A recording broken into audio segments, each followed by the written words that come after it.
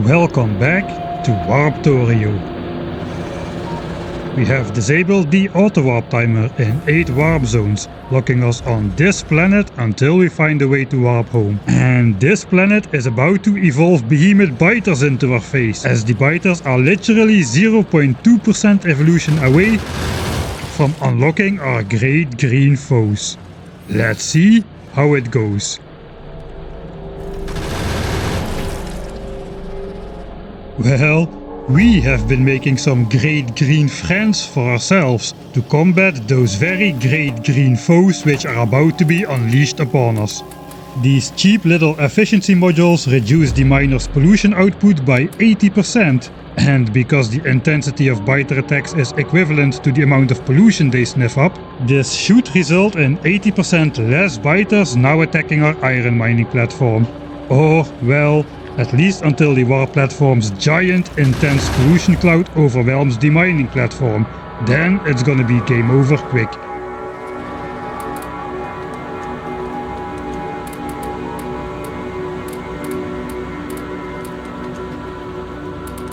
Now this iron mine outputs only 60 pollution a minute instead of 300. Which will hopefully turn the behemoth biters from smart pack hunters into egocentric individual attackers.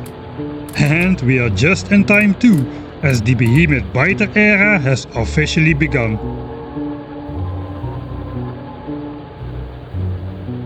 Since we left the coal mine practically unprotected against behemoth biter attacks, we should probably go acquire another 60 efficiency modules for those miners as well.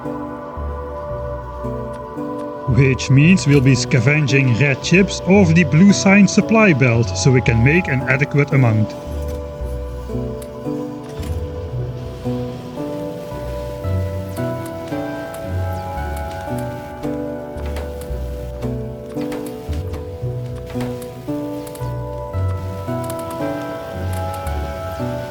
And while we wait for the modules to be produced, we take all but one chest of coal to refuel the furnaces and resupply the factory floor once more.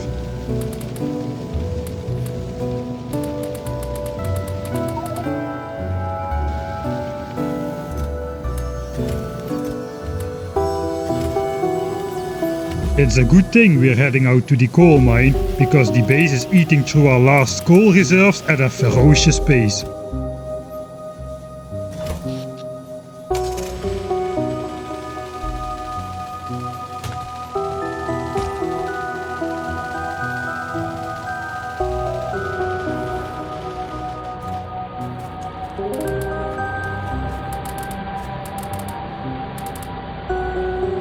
Unfortunately, I forgot to empty my inventory at the base, so we cram all our stuff in the boot of our car and take home just a single inventory of coal.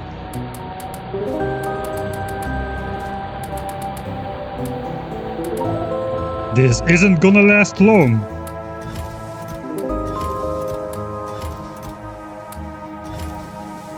So we stash away our inventory this time and make a second trip out to the coal mine.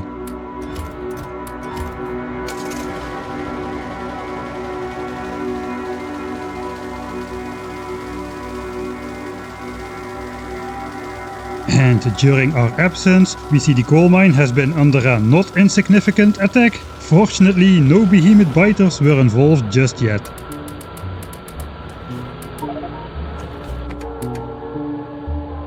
Anyway, the coal mine lies fairly far away from the biters, so these efficiency modules may just conceal the pollution of the coal mine from the biters completely.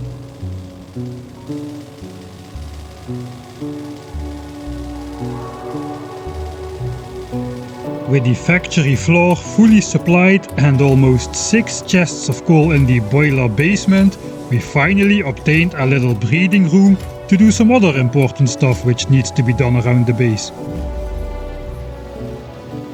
So, of course, we immediately start to waste that precious little quality time we have, and we go outside to do some wildlife spotting. No new species are discovered at the iron mine.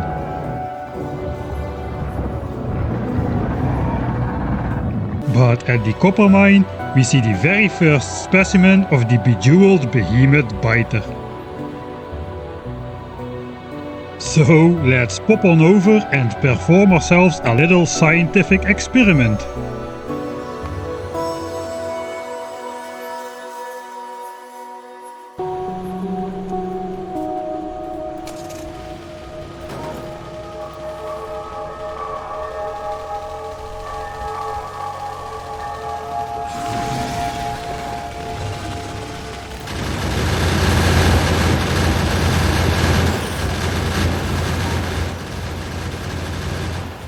Whoa, it was about as hard to take out that single behemoth biter as it was to take out the complete rest of the biter force combined.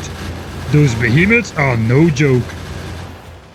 Of course, any good scientific experiment needs to be repeatable, so let's go grab another one.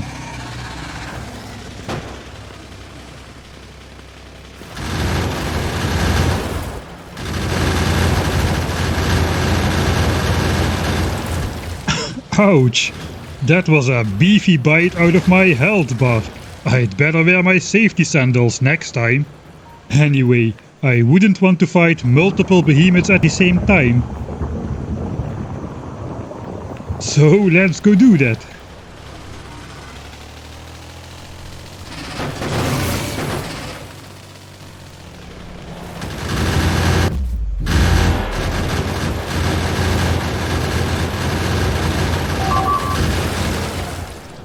Yeah, avoiding large attack groups on our miners is exactly why we rushed to install efficiency modules out here. Now we just gotta try to stay ahead of the warp platform's ever-growing pollution cloud. Alright, let's take the time machine back to before we started wasting the little quality time we had, because we need to prepare our Warptorio base for a long sustained absence. That's right. Absence. We are researching nuclear power for a reason, you know. That probably doesn't make sense just yet, but trust me, soon it will. Anyway, Warptorio's own technology additions have a habit of eating through red signs harder than the others, so let's produce some extra reds outside of the box.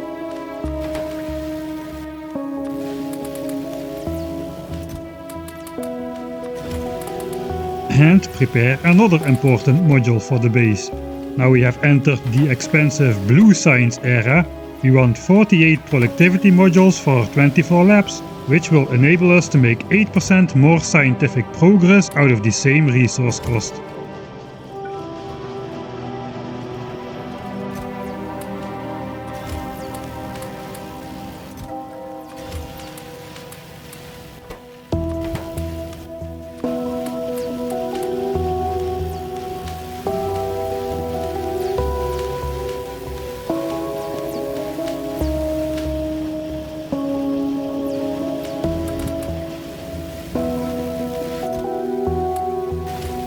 And with a single behemoth biter taking over 40 yellow magazines to kill, we need to buff our gun turrets a bit.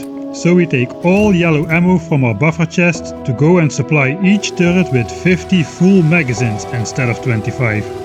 And since we need to go out to the coal mine yet again anyway, we take the opportunity to properly defend its south side as well, while taking home another double inventory full of coal.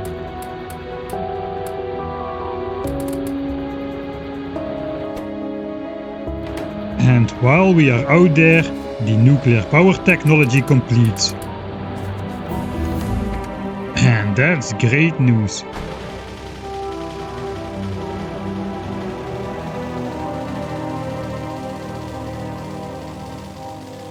What's less great news is that biter expansions start to pop up everywhere now. And with some bad luck, they may blockade our access to our remote mining locations in the future.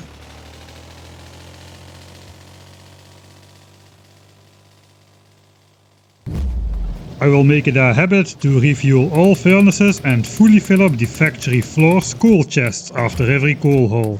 so we can easily keep track of our true coal buffer by looking at the amount of filled coal chests in the boiler basement.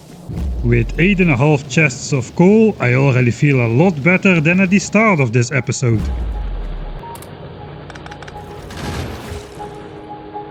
We finish up supplying also the copper and iron mining platform with the new standard of 50 magazines per turret.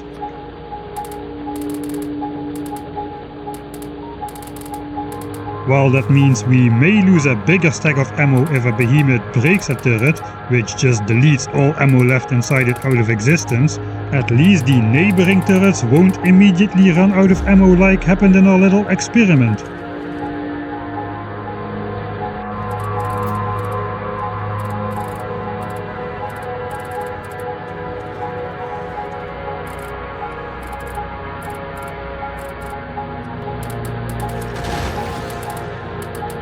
Anyway, the warp platform pollution has already increased in size significantly since we disabled the warp timer, and we may have found the only example of an unstoppable force which is definitely not equivalent to an immovable object.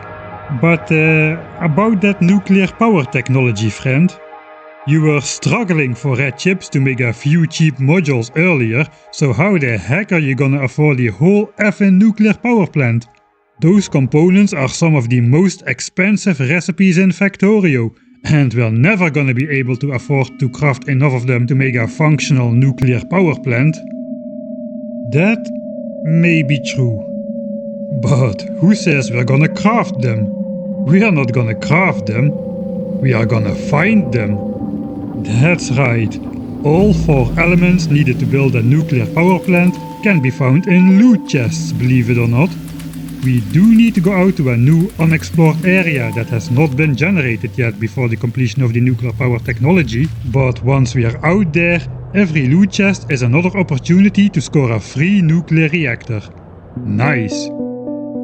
We do need the blue tech boiler floor upgrade to increase the boiler basement size just enough to actually fit a nuclear reactor though, so let's start on that next.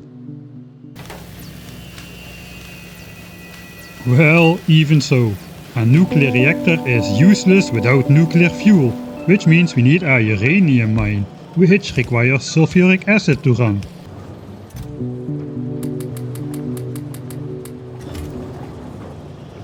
So we prepare 400 barrels to be filled up.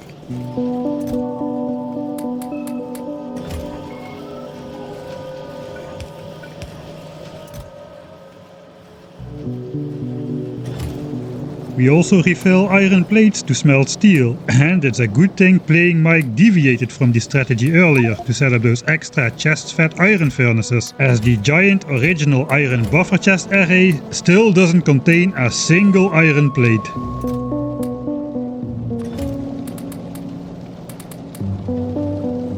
The boiler floor size upgrade is complete, which means our former offshore pumps have now magically transformed into groundwater pumps.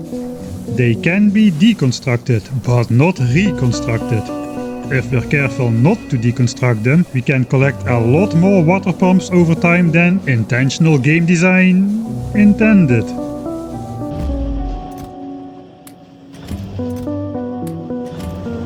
We also start off a bit of battery production.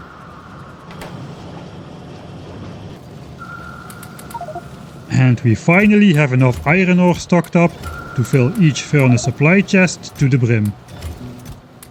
Unlike the iron side, our copper buffer chest area is filling up nicely.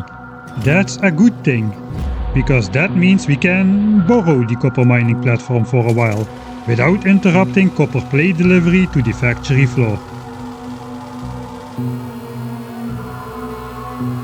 Those coal hauling trips take quite some time, but why haul coal to the base when you can just bring the base to the coal?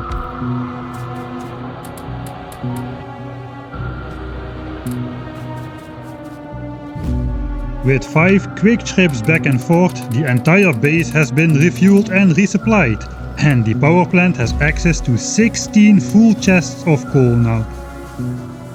And with that, I think we are all set up to go on an epic loot chest hunting trip, man. So let's clear out our inventory to make space for as much loot as we can carry.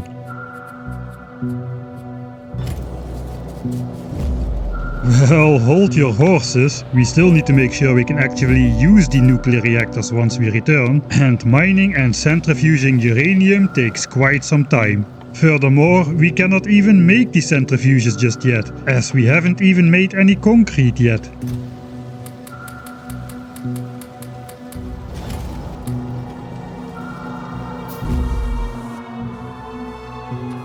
That's quickly set up in the boiler basement though.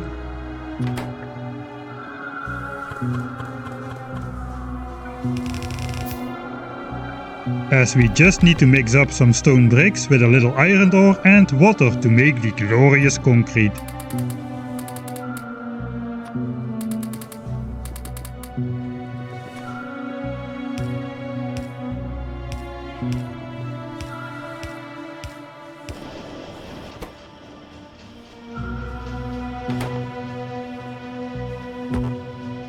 We still have to scrounge around hard to gather the necessary steel and red chips to make these centrifuges, which cannot be found in loot chests by the way. Eventually, we get 6 of them made. That should be plenty to acquire a handful of shiny green rocks over the duration of our exploration.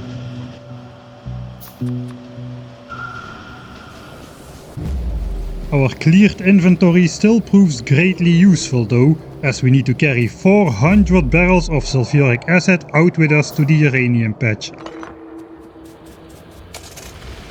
Before bringing back the copper mining platform to its place, we will first get the uranium mine started up. We build the simplest variant we can think of.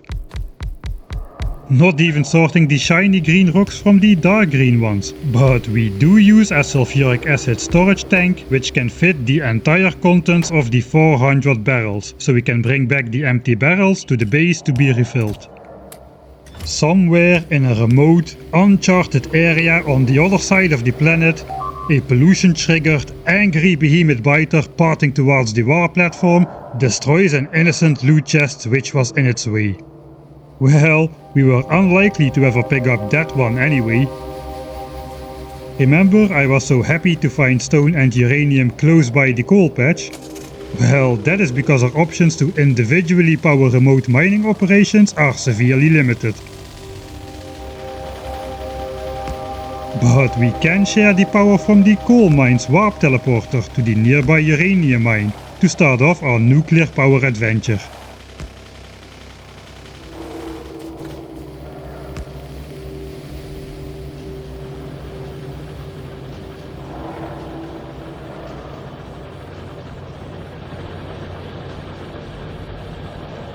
Nice.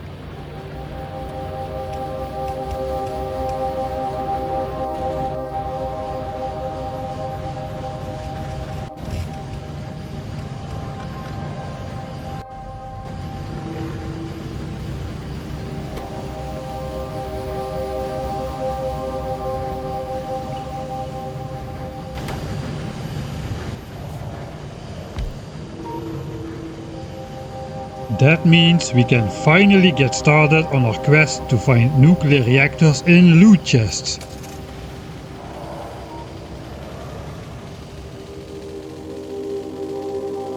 We need to drive out quite a distance in a straight line to ensure we are generating actual new terrain instead of already generated but still unexplored terrain.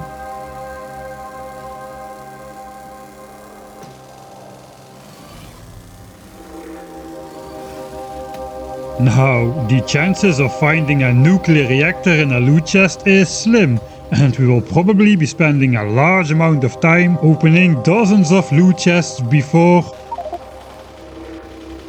Rig it! Of course playing Mike is unfairly rewarded with not 1, but 2 effing nuclear reactors in the very first loot chest that he finds. It even comes with 6 steam turbines as well. What can I say? If I was forging this, I would probably make it a little less obvious, I guess. Anyway, 2 reactors is all the reactors we need for our initial power plant, so we can return home, I guess. But while those are the most expensive elements, we still need the entire rest of the power plant as well. And we could do with 2 extra reactors for the future, as we are planning to build 2 of these bad boys in our basement. The other purpose of our exploration is to find good future locations for our mining platforms, as the pollution from the Warp platform will engulf our current mining locations pretty soon. And once that happens, behemoths will flood in like a flood, annihilating every last memory of our miners out of existence. Since we have only 2 mining platforms but 6 different resources in total, we are looking for the rare random resource clusters, where ideally all 6 resources have spawned close-ish to each other.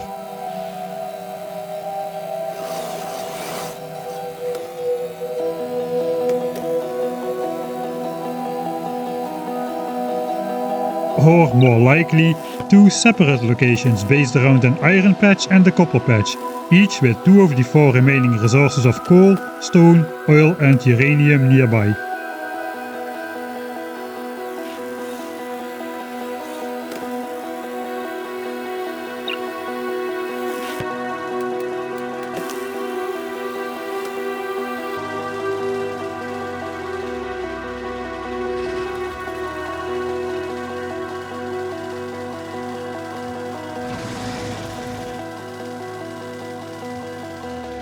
We escape through a closely guarded land bottleneck to the other side to continue our exploration.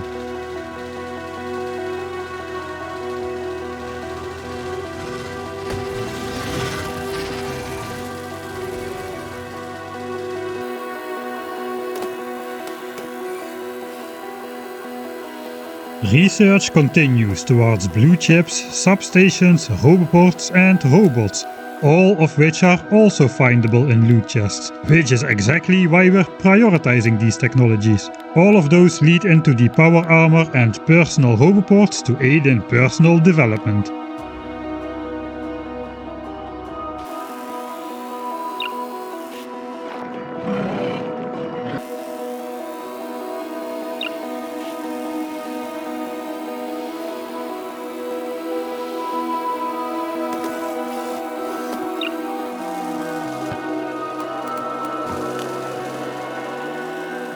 We opted to take the copper mining platform with us, and that gamble pays off as we find a nice copper patch out here, which we can also use to warp back into our base, and ride in time too, exactly at the moment the base starts to run out of copper.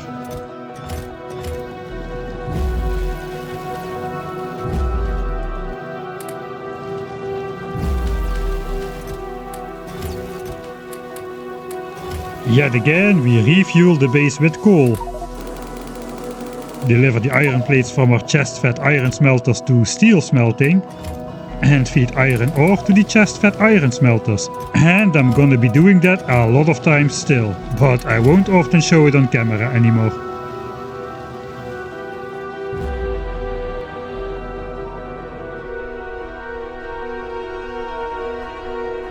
After picking up those 2 loot chests dangerously close to that giant behemoth wormed biter nest,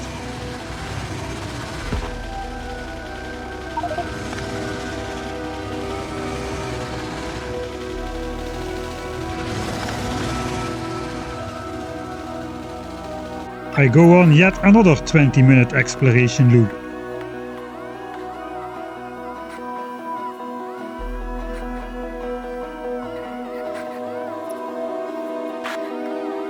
But it seems I used up all my good luck early on, as I don't find much of interest anymore.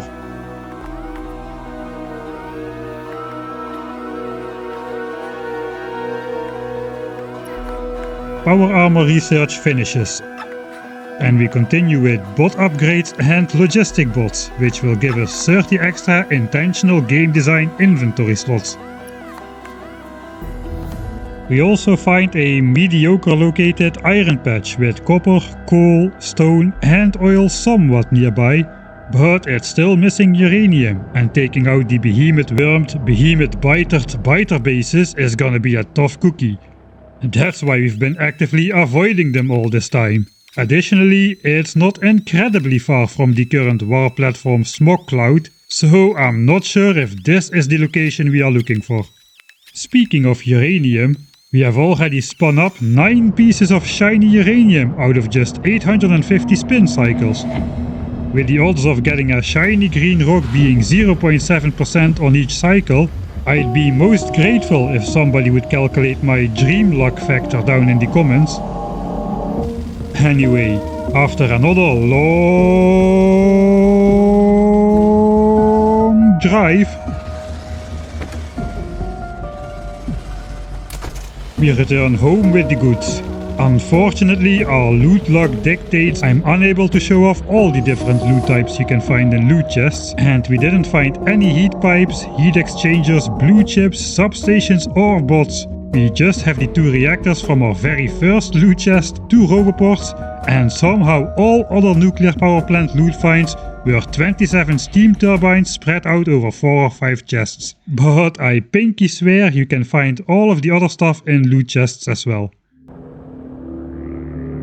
The efficiency modules are doing their job, and when we check the local pollution around the coal and uranium mine, it is no longer reaching the biters. And thus there should be no biter attacks over there at all. The warp platform's immense cloud is slowly but unstoppably inching outwards towards everywhere though. Back at the base, we prepare more efficiency modules for the remaining 2 resources. We are now mining iron, copper, coal and uranium, but we still need to set up a stone mine and acquire oil.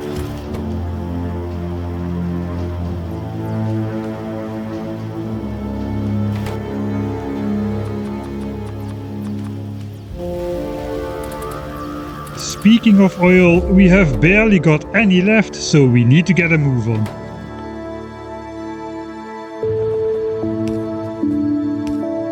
There is a small oil field a medium distance away from the copper miners.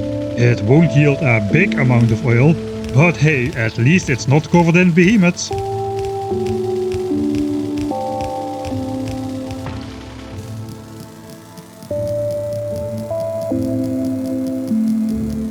.645% oil would normally be barely enough for 3 refineries, but also our pump jacks benefit from the same 110% mining productivity bonus of our miners, and that bonus will grow even larger soon.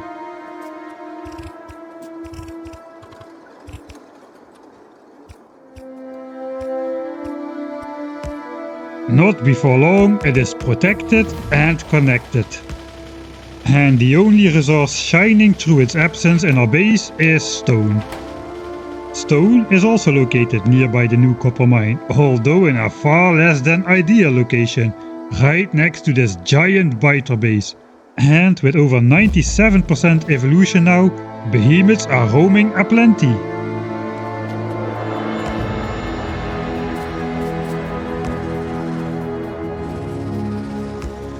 So let's try to set up at least half of the miners a chunk further away from the nest. We are gonna be producing both stone and stone bricks here. As soon we'll not only need the bricks for military signs, but also raw stone for rails for purple signs, as well as even more bricks for electric furnaces, which are also an ingredient in purple signs.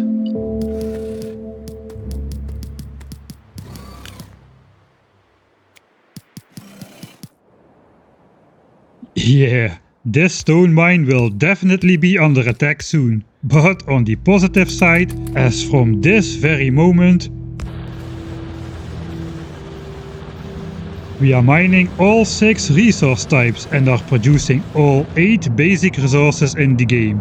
Uranium, oil, coal, copper, stone and bricks, and iron and steel. Nice!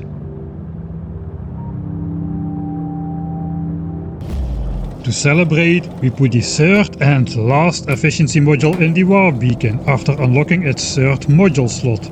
And in doing so, halve the power usage of everything under the beacon from -60% to -80%. But this is only temporary. Once we will have the nuclear power plant set up and running, we won't have to worry about power problems ever again. Or will we? After refueling the base with coal again, our once mighty 16 chests of coal have depleted to not even 2 full chests. That is the other reason why we want to switch to nuclear power. Then we can stop hauling over those huge quantities of coal all the time. Better yet, with nuclear power we can also afford to switch over to electric smelting instead of using our current coal-powered steel furnaces, reducing our coal need even further. Quit dreaming, boy, you need to go do another round of coal hauling. Oh man.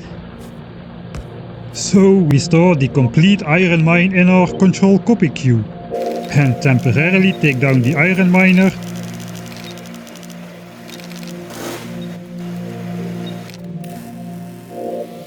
to quickly go pick up 20 full chests of coal.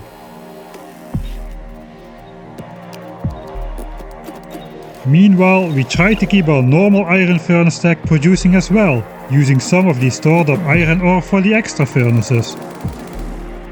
A nice side benefit from playing Mike's strategy deviation. You know, I'm kinda turning around on that guy.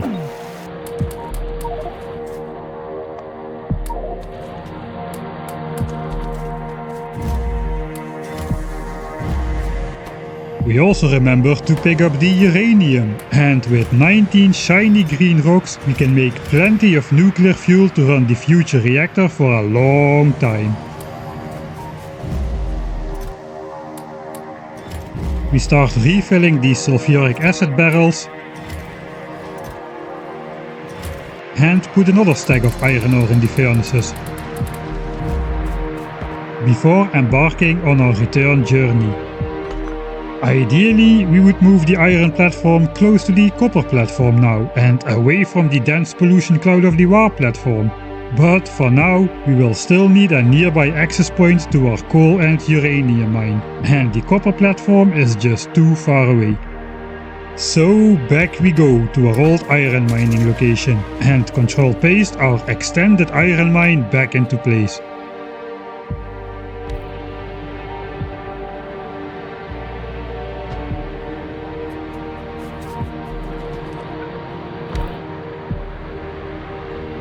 And kill our first behemoth spitter. Those guys are slow and have no armor.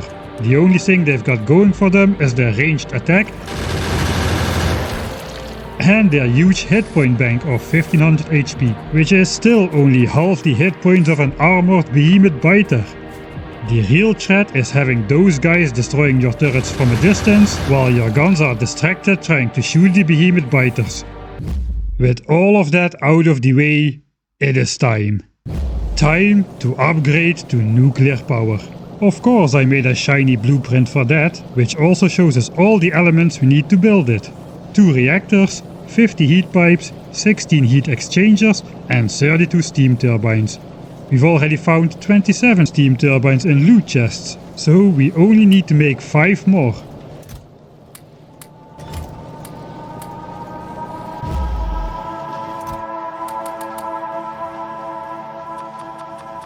We do need to make the full 50 heat pipes and 16 heat exchangers though, which cost a hefty amount of copper and steel. But hey, we got the by far most expensive reactors for free, so you won't hear me complain.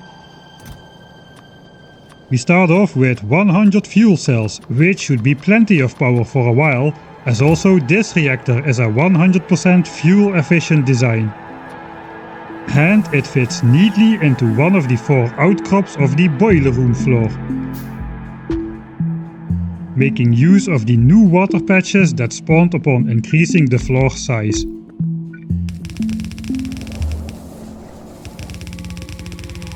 It can provide 160 megawatts of power using 2 fuel cells every 200 seconds. But that fuel consumption lowers linearly with the percentage of max power we are using, due to only feeding fuel to the reactor when the steam buffer tanks run low. after which all heat of the new fuel cells gets stored lossless in the system, leaving the reactors unfueled until all of that heat and steam has been used up again, before feeding a new fuel cell into the reactor. Nice!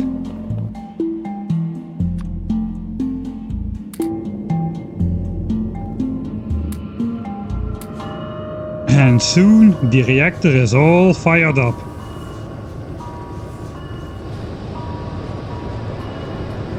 And with our newly acquired great power comes great possibilities. Gone are the days where we would be rationing every last piece of coal going here and there, conserving power with efficiency modules and still having to haul heaps of coal from afar. Now we can unleash Warptorio's true power and charge up the warp beacon to its full potential. A pivotal point which will greatly alter the course of events to come.